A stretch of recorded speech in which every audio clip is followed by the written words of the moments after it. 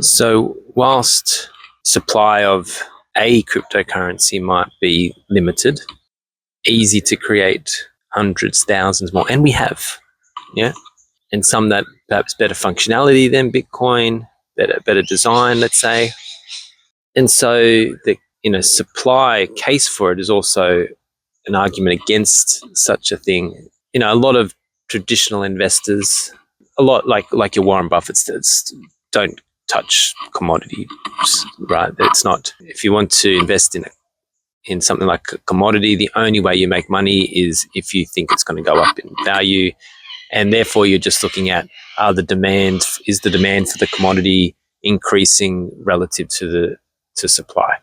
That's really all you're looking at. Especially long-term investments, commodities generally end up in heartache.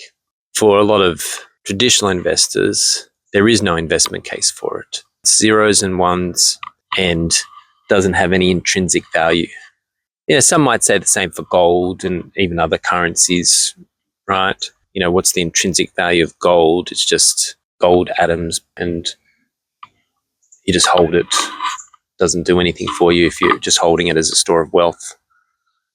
It does have industrial uses, and it does therefore have a value, but much of the value of gold from an investor point of view does just simply come from this thing that we hold, that we assign a value.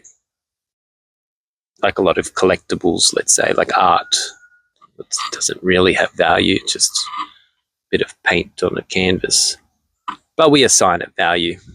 But for traditional investors, trying to figure out the value is difficult. Therefore, they don't touch it, because does it really have any value above just what on any given day we as a collective decide to value it as? And can that change dramatically? And that brings it to the second argument against something like cryptocurrencies, that it's just too volatile. As an investor, if you're looking to allocate your capital, you want to put it into things, that's going to make you money, but you especially want to avoid losing a lot of money. And depending on when if you've invested in something like Bitcoin, when you get into it, it could be the best experience or it could be the worst experience. It could be exuberation, it could be heartbreak. The outcome is very, very volatile. And so, yes, perhaps because of that reason, maybe investors might want to give it a wide berth. Let's say it does have a value, that is, there is people and a large group of people that see value in it, that want it, that want to own it, that want to use it, therefore it has value. Is there any other reasons why you wouldn't want to invest in this thing? Well, let me just touch on one that perhaps many don't really consider to be of interest, and perhaps those investing in Bitcoin might not necessarily care too much about.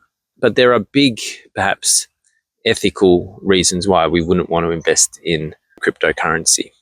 One of the ones that have come up over the past few years has been the case relating to the energy usage of something like the amount of computational power that's required to validate each block.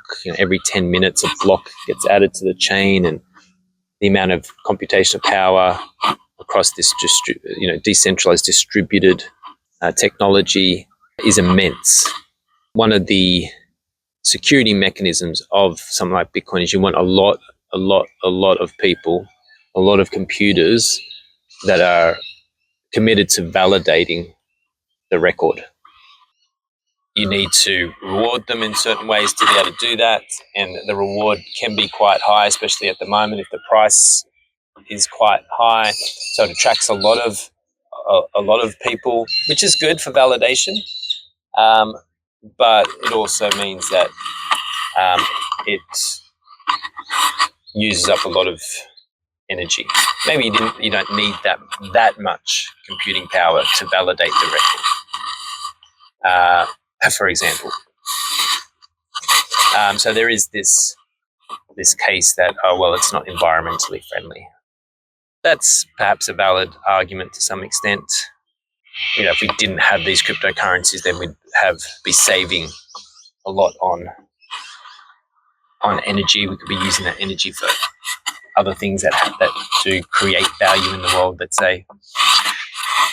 I don't necessarily take that argument just because there's a lot of things in the world that we do which seem useless, but I think part of our human spirit of exploration and endeavor that it's worth it.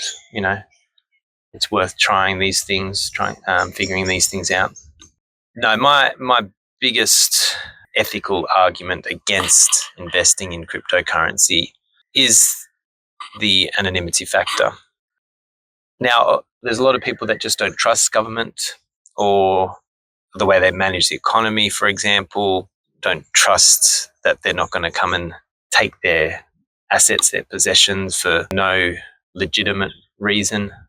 And for some, that can be a very valid concern, perhaps, depending on where you live in the world, right? And I would say for the most part, those that are worried about the government coming and taking their assets probably have a reason for that worry. In particular, there's the criminal element, there's the terrorist element to this, and funding of other things or financing of things which we don't want necessarily to be financed as a society.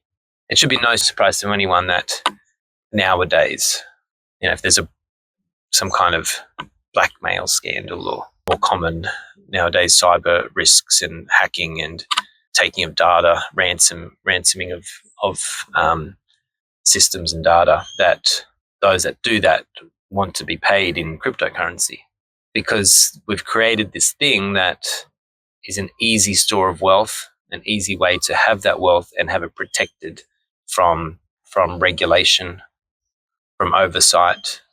There's a massive concern that these cryptocurrencies, one of their main values is a value to crime, to activities which we generally do not want to have in society.